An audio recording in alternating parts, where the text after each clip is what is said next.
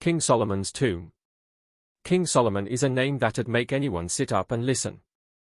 The Bible talks a big game about this guy, painting a picture of a king who ruled over a huge chunk of land and was so wise, he could solve any problem. Imagine having a brain like that. People say he built the most amazing temple you've ever seen, right there in Jerusalem. And he is the richest man to have ever lived. Even today, we still talk about King Solomon. He's that kind of legendary. And now, a bunch of archaeologists from Israel have just found King Solomon's tomb. Can you believe it? It's been hidden for over 3,000 years. So, what kind of treasures and clues about the past did they find? Join us as we dive into this mystery together and see what secrets King Solomon's tomb holds. King Solomon's tomb, a historic discovery. For ages, people have been on the hunt for King Solomon's tomb. Some folks thought the whole thing was just a story, since nobody had found it yet. But not anymore. A bunch of smart scientists and treasure hunters, led by this awesome lady named Eilat Mazar, made a mind-blowing discovery. They found the spot where King Solomon's final resting place might be, right in the city of David. Now, this wasn't Dr. Mazar's first rodeo. Back in 1986, she found a super-old gatehouse near the city of David.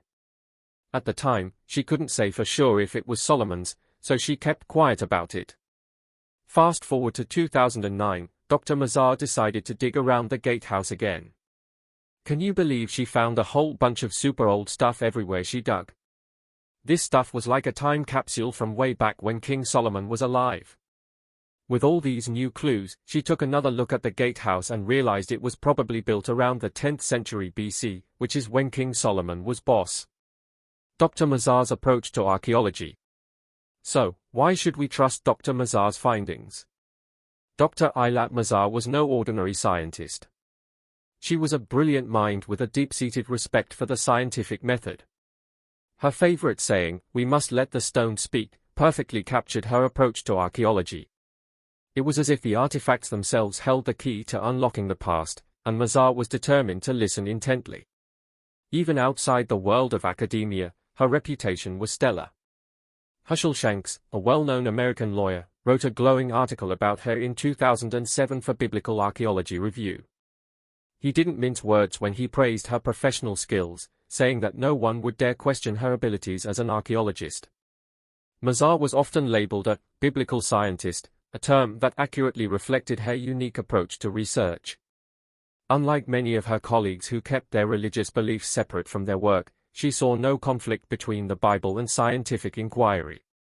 In fact, she believed that the two could complement each other, offering different yet equally valuable perspectives on the past. This open-minded attitude was refreshing in a field where science and religion were often seen as opposing forces. Uncovering ancient treasures. Among the countless treasures unearthed at the excavation site, over 30 bulli were discovered. These tiny clay seals, once used to close documents, held the potential to reveal fascinating details about the people and events of the past.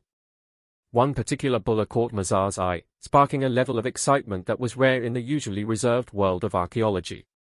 Her enthusiasm was a stark contrast to the skepticism that often greeted attempts to combine science and religion.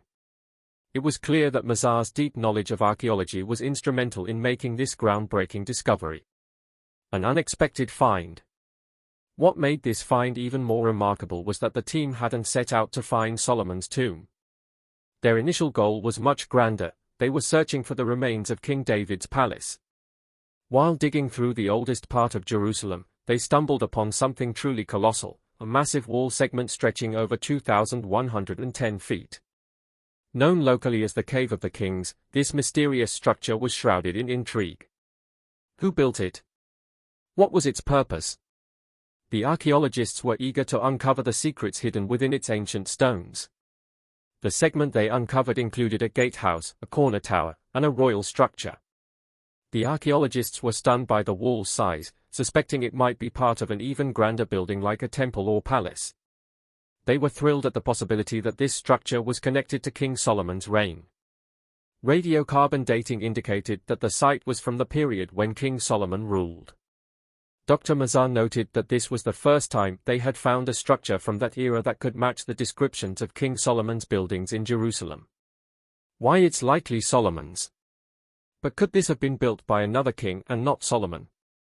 So, why is she so sure that it is Solomon's? Well, Dr. Mazar explained that there weren't many kings from the 10th century who could have built such a structure. Essentially, it could only have been David or Solomon. According to the Bible, King David, known for his battle with Goliath, was the father of King Solomon, who is credited with constructing the first temple of Jerusalem on the Temple Mount. Ceramics discovered near the wall helped date the structure to the second half of the 10th century BC, which was the era of King Solomon. Near the gatehouse, they found large earthen water storage vessels, one of which bore a Hebrew inscription indicating it belonged to a high-ranking government official. Other finds included figurines typical of 10th century BC Jerusalem, such as four-legged animals and large-breasted women, likely symbolizing fertility. Moreover, archaeologists found jar handles with inscriptions mentioning the king and various Hebrew names. This makes the discovery even more fascinating and important. The historical and archaeological value of these finds cannot be overstated, as they provide a deeper understanding of the period and its people. The monumental goal of uncovering King Solomon's temple. Finding King Solomon's temple has been a big dream for archaeologists for ages. It's like searching for a legendary treasure chest filled with history. Recently, they stumbled upon a pretty cool discovery, a piece of an old wall in Jerusalem's Ophel area. This spot is super old, and people think it's where King David, Solomon's dad, had his palace. This new find is like adding a missing puzzle piece to the story of the area. It makes the tales about King Solomon, the super-famous ruler of ancient Israel, seem even more real. Before, some people thought he was just a small-time leader, but this discovery paints a picture of him as a powerful king who ruled over a big kingdom, just like the Bible says. The city of David, named after Solomon's dad, is thought to be the oldest part of Jerusalem. It's like the city's grandparent. People believe this is where King David set up shop after kicking out the Jebusites, who lived there before. Lots of cool old stuff has been found here, giving us a peek into Jerusalem's early days. The city of David, also called Wadi Hilway, is a really important archaeological site. It's like an open book about what Jerusalem looked like thousands of years ago. This place is packed with history, from super old walls to fancy stone buildings. It's like a time machine that takes us back to the Bronze and Iron Ages. Other amazing finds. One of the coolest things ever found in the city of David is the Siloam Tunnel, which people also call Hezekiah's Tunnel.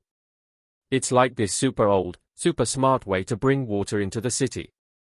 You won't believe how clever the people who lived in Jerusalem back then were. We used to think King Hezekiah built it, but some new digging around says it might be even older than that. And guess what else they found nearby? A Roman-era pool called the Pool of Siloam and a really neat set of steps. Today, you can visit all these amazing old places because they are part of the Jerusalem Walls National Park. It's run by the Israel Nature and Parks Authority, but the Ir David Foundation is in charge of the day-to-day stuff. You can find this park in Wadi Hilway, which is kind of like an extension of the Silwan neighborhood in East Jerusalem. There's also an Israeli settlement close by. It's a pretty important place for archaeologists to learn about the past. The quest for royal tombs. Another cool thing they found is a huge stone building that some people think might be the leftovers of King David's palace. If this giant building really is connected to David and Solomon, it shows just how important the city of David was back in the day when they were kings. It was like the center of power and running things. Even though they've made some amazing discoveries and found really important stuff lately, archaeologists before them had a tough time finding any royal tombs for Solomon or the kings after him. There are a few reasons why those old king tombs were missing in action. Maybe the city of David is just so big that they haven't looked everywhere yet. Or, with all the wars and crazy stuff that happened in Jerusalem over the years, the tombs might have been destroyed or really messed up. It's possible they are buried under newer buildings. But these challenges didn't stop archaeologists from hunting for those royal tombs. They knew how important it would be to find them because it would tell us a lot about the kings of ancient Israel and how they did things back then. Discovering those tombs would give us a peek into how they ran the country and what they were like as people. It would be like finding a treasure trove of information about life in ancient Israel. Even though they haven't found the tombs yet, the stuff they have found in the city of David is still super cool. The mysteries of Solomon's tomb. Before Dr. Mazar came along and shook things up, people had been scratching their heads for ages about where King Solomon might be buried. Some folks thought his final resting place was hidden under the Temple Mount, a spot that's super important to Jews, Christians, and Muslims. Muslims call it the Haram al-Sharif, the noble sanctuary, and it's where they believe the Prophet Muhammad took a magical nighttime trip on a flying horse. That incredible story is why the beautiful Dome of the Rock is there. The Temple Mount has had a wild history. Everyone from the Jebusites to the British has wanted a piece of it. It's a tiny place, but so much has happened there. Imagine trying to dig up secrets in a place where everyone's been fighting over it for thousands of years. That's what archaeologists had to deal with.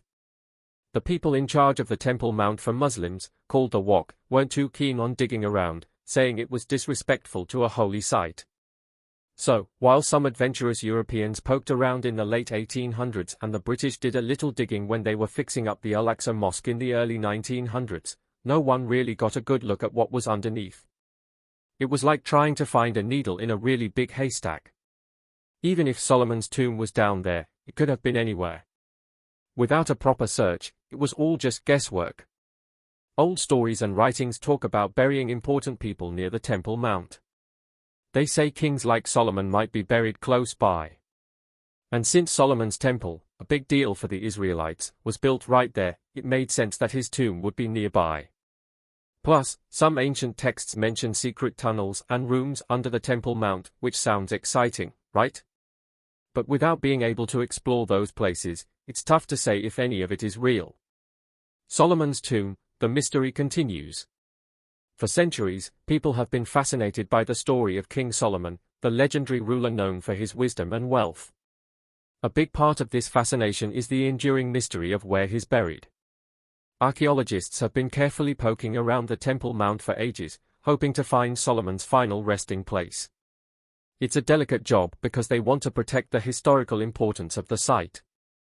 They've discovered some really cool old stuff, but no luck finding the king just yet. Imagine the excitement if they did. It would be a huge deal for history buffs and religious folks alike. But the search isn't limited to the Temple Mount. Some people think Solomon might be buried on Mount Zion, which is linked to King David. However, there's been a bit of a mix-up. King David is actually buried in a different part of Jerusalem, not Mount Zion. Archaeologists in the early 1900s found some stuff they thought might be royal tombs, but we now know that's where David is. So, that theory about Solomon being on Mount Zion doesn't really hold up. There are even crazier ideas out there. Some folks believe Solomon's body was whisked away to Ethiopia and buried in a secret spot. They point to some old Ethiopian stories about having things that belonged to Solomon, like his crown and throne. Another idea is that Solomon might not be buried at all. Maybe he was cremated or something. It's all pretty wild speculation, really.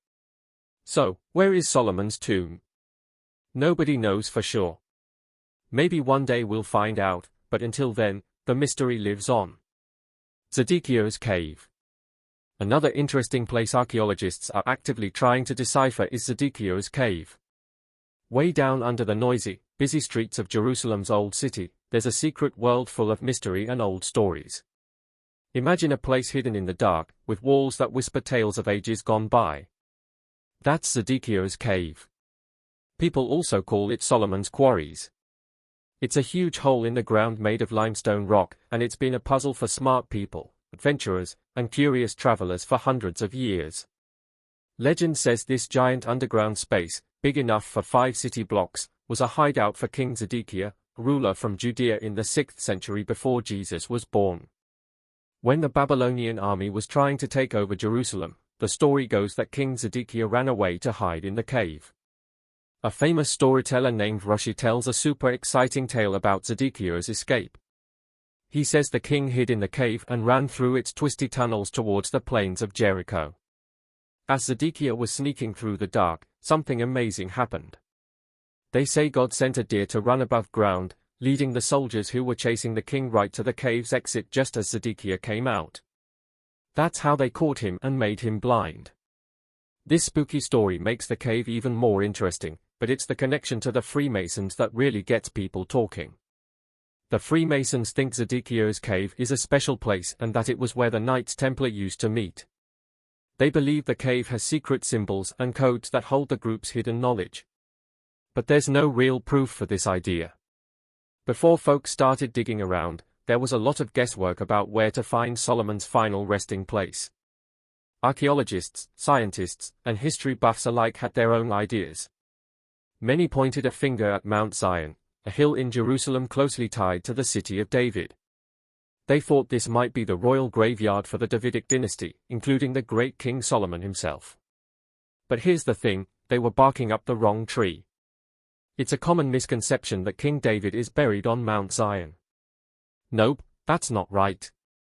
His actual tomb is in the southeastern corner of Jerusalem's Old City, just below the Temple Mount.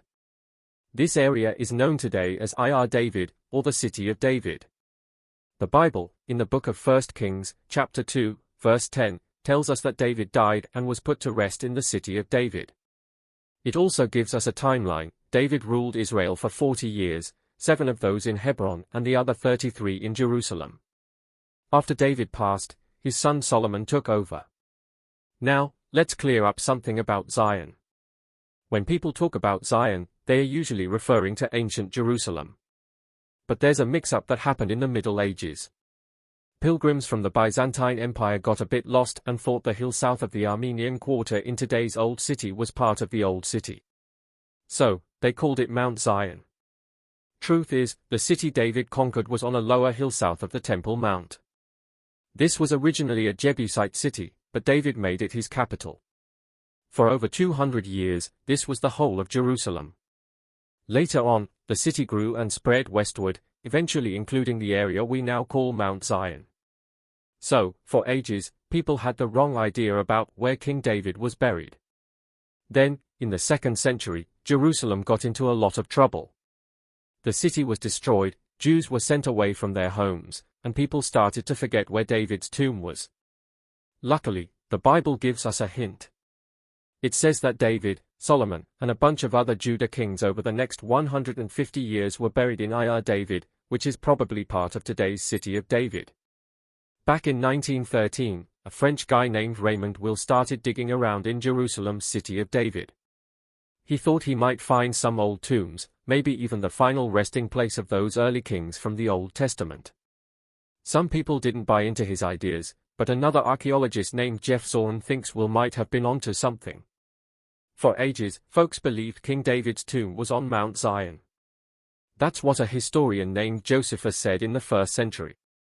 But if you look at the old Bible stories, it sounds like David and the other kings from that time were buried closer to the southern end of the old City of David. Jeff Zorn has a pretty interesting theory. He thinks there might be 2 old tunnels in the City of David where they buried those early kings. A long time ago, in the 1800s, a diplomat named Charles Claremont Ganneau thought something funny was going on. He figured the curvy path of Hezekiah's tunnel was made to avoid messing with the old king's graves. Will started digging on some land owned by a guy called Baron Rothschild in 1913, then kept going in 1914 and again from 1923 to 1924. Even though people had dug around there later and messed things up, Will found some cool stuff: old walls, pools for rituals, water tanks, and a round tower that might have been for keeping pigeons. But the biggest deal was 9 spots carved into the rock that looked like tombs. He thought the fancy ones, called T1, T2, and T3, might be where the Old Testament kings were buried. After hearing all this, some people think maybe Solomon's tomb was hidden on purpose to keep bad guys away.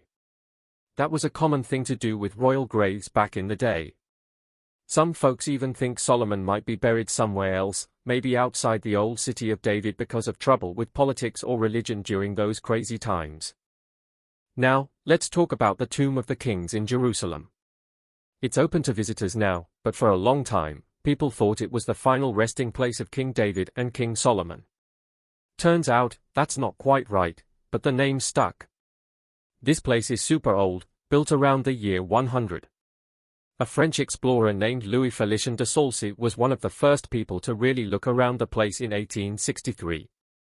He was hoping to find proof that David and Solomon were buried there. Some folks think his dig was the start of modern archaeology in Jerusalem. Anyway, he found some old coffins, and one of them, with some writing on it, is now in a famous museum in Paris. Imagine this, a dark, old room filled with shadows. That's where King Solomon's body was chilling for thousands of years. Dr. Jonathan Hayes, a smart archaeologist, is looking at the body, his breath making little clouds in the cold air. After 3,000 years, they finally open the tomb where Solomon was supposed to be. And guess what? They find his crown. It's covered in shiny sapphires, and there are cool pictures on it showing how smart and strong Solomon was. As the archaeologist, Hayes carefully looked over the king's fancy walking stick. A feeling of wonder filled the old burial place. The walls were covered in scrolls that everyone thought were lost forever. These scrolls told stories of teaming up with other countries and taking over lands, which changed the world a long time ago. One scroll was in amazing shape and had Solomon's own thoughts about fairness and running a country. The writing was beautiful and kind of hard to figure out. Hayes' heart was pounding as he realized how much history he was seeing. Could these old things change how we think about Solomon's time as king? Every little thing, from shiny gold decorations to old coins, gave us clues about a time that was full of secrets and power. These discoveries were going to tell us more than just about Solomon. They were going to show us the complicated story of old kingdoms that no one remembers. Hayes was thinking about all this and wondered what other secrets were buried under the ground, waiting to be found. When you look at old stuff and think about what might be true, it gives you interesting ideas about where Solomon's final resting place could be. Some of these old things are called bully and seals and have names on them from the time of the Bible, even from when Solomon was alive. These are like little puzzles that show us where his tomb might be. A bulla is like a tiny tag made of clay or soft metal. A long time ago, people used these to make sure that important papers couldn't be changed. Around 8,000 years ago, farmers in a place called Sumer used little clay things to keep track of their animals and stuff. Later, they wrote on the clay instead of using the things, and this is how writing started about 3,100 years ago. The first ones were found in a place called Zagros in Iran. After that, people started making similar tags out of metal and called them bulli. Most were made of lead, but some rich people even made them out of gold, like the kings of the Byzantine and Holy Roman Empires. Recently, some folks digging around in Israel found 6 fancy clay seals. This was a big deal because it showed that this place wasn't just some sleepy little town. It was actually a busy center for running the country and doing business. The stuff carved on these seals is really impressive, showing off how smart and talented people were back then. They even found seals and papers that prove they had a good system for running the kingdom. Imagine if they found King Solomon's tomb. It would be like finding a treasure chest full of history.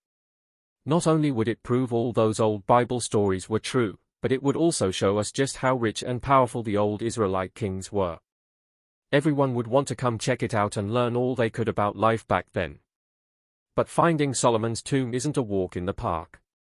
The land is rough and there's a lot of trouble going on there. It's hard to dig around and look for things when you're not safe. Plus, finding one tiny tomb in a huge, old place is like looking for a needle in a haystack. It takes a lot of time and planning. Even though it's tough and time has passed, people still love the idea of finding Solomon's tomb. There's a place called the Tomb of the Kings where they think some royal people might be buried. And guess what? They've found some cool stuff there and in the city of David, like seals with names of kings people thought were just made up. This has made everyone super excited about learning more about the old days. So, this is perhaps the most important question: is King Solomon's legacy fact or fiction?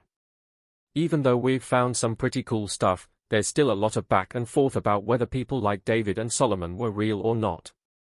For instance, some folks digging around found what they think are Solomon's stables in Megiddo, which is the place they think Armageddon will happen. The Bible says Solomon had a bunch of horses and chariots in Megiddo and 2 other cities. But when they looked closer, they didn't find any horse bones or anything that really looked like stables. So, that's a bit of a puzzle.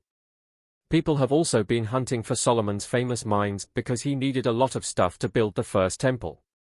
Most of the time, they haven't found much.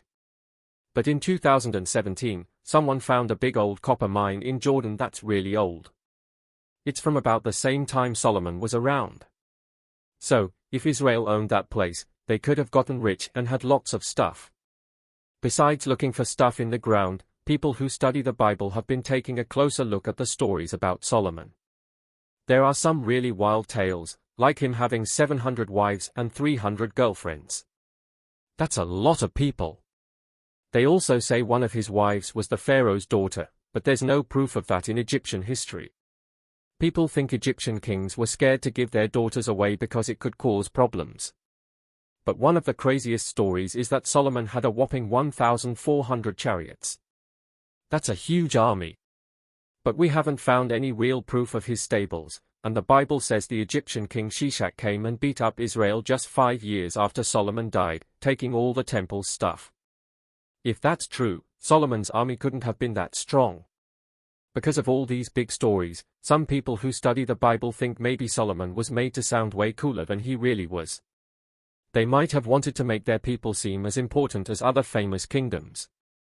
So, what do you think about this? Let us know in the comments section. Thanks for watching. If you enjoyed this video and want to see more fascinating stories and facts, be sure to subscribe to our channel. See you in the next video.